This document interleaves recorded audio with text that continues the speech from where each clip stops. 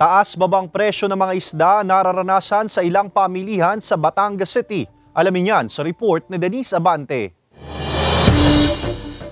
Mahigit 30 taon na raw sa pagtitinda ng isda at iba pang lamang dagat ang 63 anyos na si Aling Heidi. Kaya sanay na raw siya sa pabago-bagong presyo ng mga isinusupply na isda at lamang dagat sa kanya mula sa iba't ibang lugar gaya ng Mindoro at Iloilo. Pero ngayong buwan bagamat mababa ang presyo ng mga lamang dagat na ibinebenta niya, laking pagtataka niya raw kung bakit matumal pa rin ang benta. Tingin niya, posibleng epekto raw ito ng pagbabalik eskwela ng mga estudyante at ang sama ng panahong naranasan sa lungsod nitong mga nakaraang araw. Noon sumapit po yung last week ng August hanggang ngayong September. Hanggang ngayon napakasobrang tumal. Kung wala kang suki ngayon, wala kang benta eh.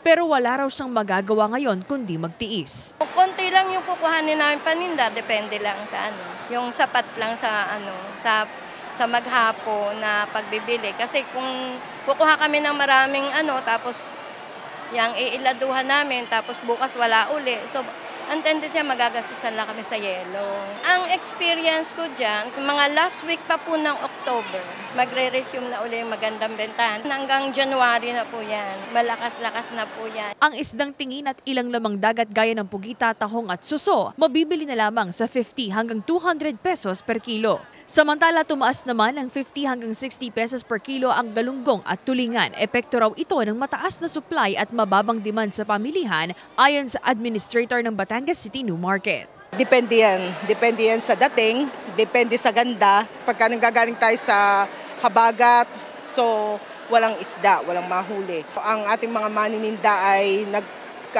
sila ay nagtitinda ng frozen. Pero yun naman ay magandang klase rin. Talagang napakahina rin ng bilihan. Ang ilang mamimili hindi na raw bumibili ng maramihan. Titipid, bumaba mga bilihin para may matirang pera. Ang laki ng itinaas. Doon sa ibang bagay ay tipid para magkasya ang budget. Sana'y bumaba naman at nang makasurvive. Umaasa ang mga tindera na makakabawi sila pagdating ng Disyembre kung saan aasahan ang mataas na demand sa mga pamilihan. Kasama si J. Arman Hares, Denise Abante, Balitang Southern, Tagalog.